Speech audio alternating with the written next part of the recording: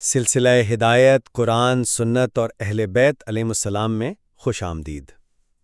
آج ہم قرآن مجید کی 66ویں سورہ تحریم کا جائزہ لیں گے، جو کہ ایک مدنی سورہ ہے اور اس کی 12 آیات ہیں۔ جی، اور یہ سورہ نبی اکرم صلی اللہ علیہ وآلہ وسلم کے گھر کے ایک واقعے سے شروع ہوتی ہے، جو بظاہر ایک بہت ہی نجی معاملہ لگتا ہے۔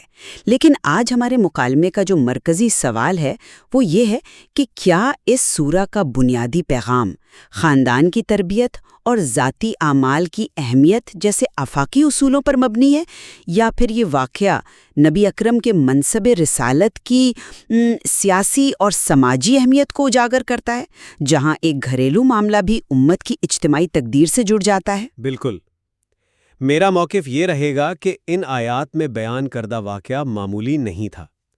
اللہ تعالیٰ کا جو سخت لہجہ ہے، جبریل، صالح مومنین اور فرشتوں کا ذکر، یہ اس بات کی دلیل ہے کہ یہ نبی کے منصب رسالت پر ایک حملہ تھا اور اس کا تعلق امت کے استحکام سے ہے۔ میں تفاسیر کی روشنی میں اس کی سنگینی کو واضح کروں گا، جبکہ میں یہ نقطہ نظر پیش کروں گی کہ قرآن اس واقعے کو ایک مثال کے طور پر استعمال کر رہا ہے تاکہ ہر دور کے مسلمانوں کے لیے ذاتی ذمہ داری، ایمان اور عمل کی برتری اور خاندانی تربیت کے ابدی اصول وضع کیے جا سکیں۔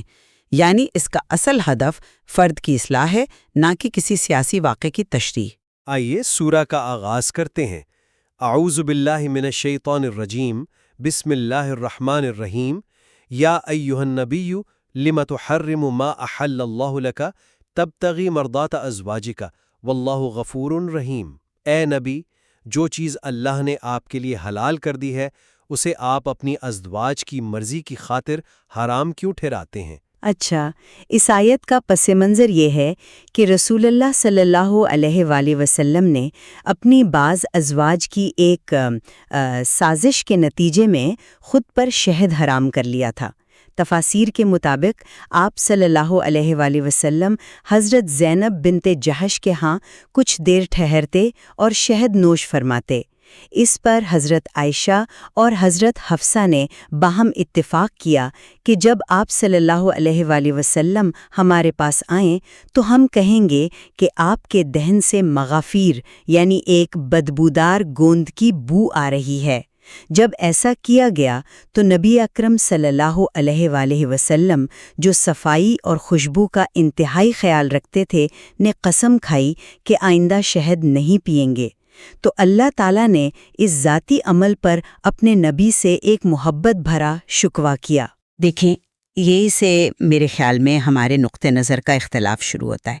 آپ اسے ایک سازش کہہ رہے ہیں جو یقیناً سنگین ہے، لیکن کیا یہ ممکن نہیں کہ اللہ کا لہجہ لما تحرمو یعنی کیوں حرام کرتے ہو، یہ سرزنش سے زیادہ شفقت کا ہے؟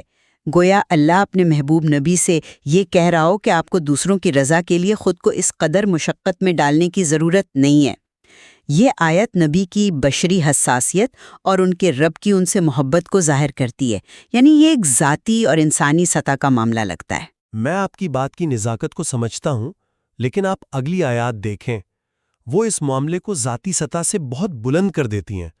آیت 2 میں اللہ کفارہ کا کفارہ بیان کرتا ہے، لیکن آیت 3 اور 4 معاملے کی اصل سنگینی کو کھولتی ہیں۔ اللہ فرماتا ہے کہ نبی نے ایک زوجہ یعنی حضرت حفصہ کو ایک راز بتایا، مگر انہوں نے اسے دوسری زوجہ حضرت عائشہ پر فاش کر دیا۔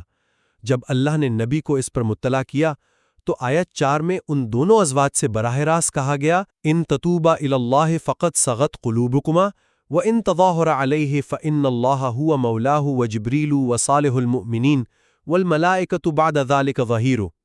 اگر تم دونوں اللہ کے سامنے توبہ کر لو تو بہتر ہے، کیونکہ تم دونوں کے دل ٹیڑے ہو گئے ہیں، اور اگر تم نبی کے خلاف ایک دوسرے کی پشت پناہی کرو گی تو اللہ، جبرائیل، صالح مومنین اور تمام فرشتے نبی کے مددگار ہیں۔ اب آپ خود سوچیں، ایک گھریلو معاملے پر اتنی بڑی کائناتی قوتوں کا ذکر، یہ اس بات کی دلیل ہے کہ یہ نبی کی ذات پر نہیں بلکہ منصب رسالت کی حرمت پر حملہ تھا۔ یہ ایک اہم نقطہ ہے بالکل، لیکن میں اس کی تشریح تھوڑے مختلف انداز سے کرتی ہوں۔ میرے نزدیک یہاں اللہ تعالیٰ نبی کی حمایت میں پوری کائنات کو کھڑا کر کے یہ اصول واضح کر رہا ہے کہ اللہ کے نمائندے کی معمولی سی دل آزاری بھی اللہ کے نزدیک کتنی بڑی بات ہے۔ اس کا مقصد کسی سیاسی خطرے کو ظاہر کرنا نہیں، بلکہ نبی کے روحانی اور جذباتی سکون کی اہمیت کو اجاگر کرنا ہے۔ اگر اس کا تعلق سیاست سے ہوتا تو شاید الفاظ کچھ اور ہوتے۔ یہ دراصل نبی کے احترام کا معیار پوری امت کے لیے مقرر کیا جا رہا ہے۔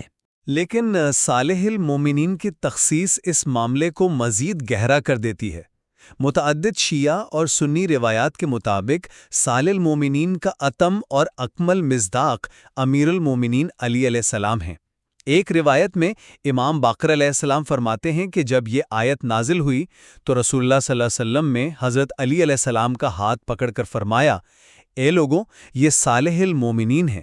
تو اس طرح ایک خاص فرد کا ذکر اس بات کی طرف اشارہ ہے کہ نبی کے خلاف محاذ آرائی کے مقابلے میں ایک مخصوص دفاعی محاذ بھی موجود تھا، جس کی قیادت علی علیہ السلام کر رہے تھے۔ یہ ایک ادارہ جاتی تحفظ کی بات ہے، محض عمومی احترام کی نہیں۔ میں اس روایت کا پورا احترام کرتی ہوں، لیکن ایک متبادل تشریح بھی تو ممکن ہے جو آیت کے ظاہری اسلوب سے زیادہ قریب ہے۔ دیکھیے، صالح المومنین ایک جمع کا صیغہ ہے جس کا مطلب ہے نیک اہل ایمان۔ کیا یہ زیادہ قرینے قیاس نہیں کہ اللہ یہ فرما رہا ہے کہ نبی کے پیچھے صرف مخصوص افراد نہیں بلکہ تمام صالح مومنین کی جماعت کھڑی ہے؟ اس سے آیت کا اطلاق زیادہ وسیع اور آفاقی ہو جاتا ہے۔ اسے ایک فرد تک محدود کرنا شاید اس کے پیغام کو محدود کرنے کے مترادف ہو سکتا ہے۔ میرا مطلب ہے کہ شاید یہاں مقصد یہ بتانا ہے کہ نبی کی حمایت ایک اجتماعی فریضہ ہے، نہ کہ کسی ایک شخصیت کی ذمہ داری۔ آپ کی بات منطقی ہے، لیکن سیاق و سباق تخصیص کا تقاضا کرتا ہے۔ اس کے فوراً بعد آیت 5 کا انتباہ بھی اسی مرکزی خیال کو تقویت دیتا ہے۔ عَسَىٰ رَبُّهُ إِن طَلَّقَكُنَّ أَن يُبْدِلَهُ أَزْوَاجًا خَيْرًا مِّنكُنَّ۔ اگر نبی تمہیں طلاق دے دیں تو بعید نہیں کہ اس کا رب تمہارے بدلے اسے تم سے بہتر بیویاں عطا فرما دے۔ اب یہاں طلاق کی دھمکی صرف ایک گھریلو جھگڑے کا نتیجہ نہیں ہے، یہ اس بات کا اعلان ہے کہ جو کوئی بھی منصب رسالت کے تقاضوں کو پورا نہیں کر سکتا، اسے اس منصب کی قربت سے ہٹا دیا جائے گا۔ اس کے بعد جو 6 اوصاف گنوائے گئے ہیں، مسلمات، مومنات، قانتات، تائبات، عابدات، سائحات، وہ دراصل ام المومنین کے منصب کی اہلیت کی شرائط ہے۔ یہ ایک آئینی اور آپ کہہ سکتے ہیں سیاسی منصب کی اہلیت کا معیار ہے۔ معاف کیجیے گا، لیکن مجھے اس سے سخت اختلاف ہے۔ میرے خیال میں یہ آیت نسب پر ذاتی کردار کی فوقیت کا سب سے بڑا منشور ہے۔ اللہ تعالیٰ یہ واضح کر رہا ہے کہ نبی کی بیوی ہونا بذات خود کوئی اعزاز نہیں ہے، اصل اعزاز ان صفات کو اپنانے میں ہے۔ یہ آیت کسی سیاسی منصب کی شرائط بیان نہیں کر رہی، بلکہ نجات اور فضیلت کا ایک آفاقی معیار قائم کر رہی ہے جو ہر مسلمان عورت کے لیے ہے۔ طلاق کی دھمکی اس اصول کو شدت سے بیان کرنے کا ایک اسلوب ہے کہ اللہ کے نزدیک رشتے اور نسبتیں نہیں بلکہ ذاتی ایمان اور عمل دیکھے جاتے ہیں۔ اگر ایسا نہ ہوتا تو قرآن ان صفات کو بیان کر کے ہر عام و خاص عورت کے لیے ایک رول ماڈل پیش نہ کرتا۔ اچھا، تو پھر یہ بتائیں کہ اس خاص واقعے کے بعد ہی تمام مومنین کو عمومی حکم کیوں دیا گیا؟ آیت 6 میں ارشاد ہوتا ہے، یا ایھا الذین آمنوا قوا انفسکم واہلیکم نارا، اے ایمان والو، اپنے آپ کو اور اپنے اہل و عیال کو اس آگ سے بچاؤ۔ میرے نزدیک یہ اس بات کی دلیل ہے کہ ریاست مدینہ کا استحکام گھر کے ادارے کے استحکام سے وابستہ تھا۔ چونکہ نبی کا گھر امت کا مرکزی ادارہ تھا، اس میں پیدا ہونے والا مسئلہ پوری امت کے لیے ایک مثال بنا دیا گیا۔ یعنی پہلے سب سے اونچی سطح پر اصول واضح کیا گیا اور پھر اسے ہر گھر پر لاگو کیا گیا۔ یہ ایک ٹاپ ڈاؤن اپروچ، یعنی اوپر سے نیچے کی اصلاحی حکمت عملی ہے۔ میں اس سے بالکل الٹ دیکھتی ہوں۔ میرے نزدیک یہ نیچے سے اوپر کی تعمیر، یعنی ایک باٹم اپ اپروچ ہے۔ قرآن ایک انتہائی ذاتی اور قابل فہم گھریلو مثال سے شروع کرتا ہے تاکہ ہر عام انسان اس سے تعلق محسوس کر سکے۔ پھر وہ اسی اصول کو وسعت دے کر ہر گھرانے تک پہنچاتا ہے۔ پیغام یہ ہے کہ اگر نبی کے گھر میں بھی ایسے مسائل پیش آ سکتے ہیں تو تم میں سے ہر شخص کو اپنے گھر کی فکر کرنی چاہیے۔ یہ ایک خاص واقعے کو آفاقی بنانے کا بہترین نفسیاتی اور تربیتی اسلوب ہے۔ اس کا مقصد ہر فرد کو اس کی ذمہ داری کا احساس دلانا ہے، نہ کہ کسی ریاستی ڈھانچے کی وضاحت کرنا۔ اور یہ آیت میرے موقف کو تقویت دیتی ہے کہ سورہ کا اصل محور فرد اور خاندان کی اصلاح ہے۔ تو پھر سورہ کے آخر میں جو مثالیں دی گئی ہیں ان کی آپ کیا توجیح کریں گی؟ آیت 10 میں حضرت نوح اور حضرت لوط علیہ السلام کی بیویوں کا ذکر ہے۔ ضرب اللہ مثلا للذین کفروا امرأۃ نوح وامرأۃ لوط کانتا تحت عبدین من عبادنا صالحین فخانتاہما۔ اللہ نے کافروں کے لیے نوح کی بیوی اور لوط کی بیوی کی مثال پیش کی ہے۔ وہ ہمارے 2 صالح بندوں کی زوجیت میں تھیں، مگر ان دونوں نے اپنے شوہروں سے خیانت کی۔ یہاں خیانت سے مراد محض کفر نہیں ہے، بلکہ انبیاء کے راز فاش کرنا اور ان کے دشمنوں کی مدد کرنا ہے۔ یہ ایک سیاسی غداری کا عمل تھا جس کی وجہ سے وہ اللہ کے عذاب سے نہ بچ سکیں۔ یہ براہ راست نبی اکرم صلی اللہ علیہ وآلہ وسلم کے گھر میں راز فاش کرنے کے واقعے سے جڑتا ہے۔ جی، میں اس بات سے متفق ہوں کہ خیانت کا تعلق راز فاش کرنے سے ہے، لیکن میں اس کے نتیجے کو ایک مختلف زاویے سے دیکھتی ہوں۔ ان مثالوں کا اصل مقصد یہ ثابت کرنا ہے کہ نجات کا تعلق ذاتی ایمان سے ہے، خاندانی نسبت سے نہیں۔ یہ عورتیں تاریخ کے عظیم ترین انسانوں کی صحبت میں تھیں، لیکن ان کی اپنی بد عملی نے انہیں تباہ و برباد کر دیا۔ یہ میرے اس موقع کی حتمی دلیل ہے کہ سورہ کا مرکزی پیغام شخصی ذمہ داری یعنی پرسنل اکاؤنٹیبلٹی ہے۔ یہ ہر اس شخص کے لیے ایک تنبیہ ہے جو اپنی نسبتوں پر بھروسہ کر کے عمل سے غافل ہو جاتا ہے۔ لیکن اس کے مقابلے میں جو مثبت مثالیں ہیں وہ بھی تو میرے موقف کی تائید کرتی ہیں۔ آیت 11 میں فرعون کی بیوی حضرت آسیہ کی مثال ہے جو ایک ظالم بادشاہ کے گھر میں رہتے ہوئے ایمان لائیں۔ ان کی دعا تھی رب ابن لیے عندک بیتن فی الجنت ونجنی من فرعون وعملہ، اے میرے رب جنت میں میرے لیے اپنے پاس ایک گھر بنا اور مجھے فرعون اور اس کے عمل سے بچا۔ ان کا ایمان محض ایک ذاتی عقیدہ نہیں تھا، بلکہ وقت کے سب سے بڑے طاغوت کے خلاف ایک سیاسی بغاوت تھی۔ انہوں نے فرعون کے نظام حکومت کو مسترد کیا۔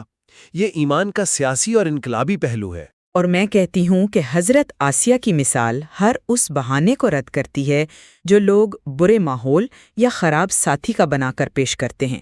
ان کا محل سے جنت کے گھر کو ترجیح دینا اس بات کا اعلان ہے کہ حقیقی کامیابی مادی طاقت میں نہیں بلکہ روحانی تعلق میں ہے۔ یہ ہر اس انسان کے لیے امید ہے جو مشکل حالات میں اپنے ایمان پر قائم رہنا چاہتا ہے۔ یہ ایک انتہائی ذاتی اور روحانی جدوجہد کی کہانی ہے۔ اسی طرح حضرت مریم کی مثال جو اپنی پاکدامنی اور اللہ پر توکل کے ذریعے ایک نمونہ بنی، یہ بھی ذاتی تقوی اور کردار کی عظمت کو ظاہر کرتی ہے۔ ان کا سیاست سے براہ راست کوئی تعلق نہیں تھا۔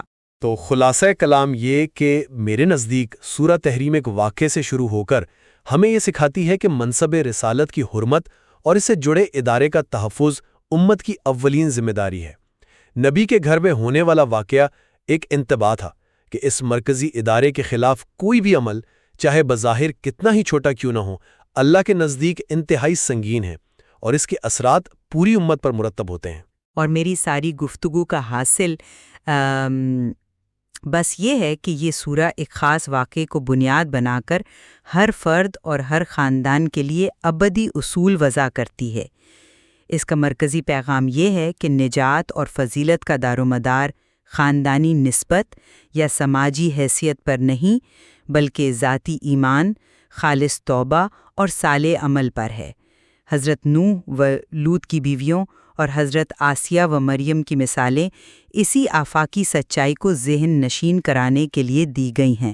شاید سچائی، جیسا کہ اکثر ہوتا ہے، ان دونوں انتہاؤں کے درمیان ہی کہیں ہے۔ یہ ممکن ہے کہ قرآن ایک ہی وقت میں فرد کی ذاتی ذمہ داری اور منصب رسالت کی اجتماعی اہمیت دونوں کو بیان کر رہا ہو۔ بالکل، اور یہی تو قرآن کا اعجاز ہے کہ اس کی آیات میں معنی کی کئی پرتیں موجود ہوتی ہیں۔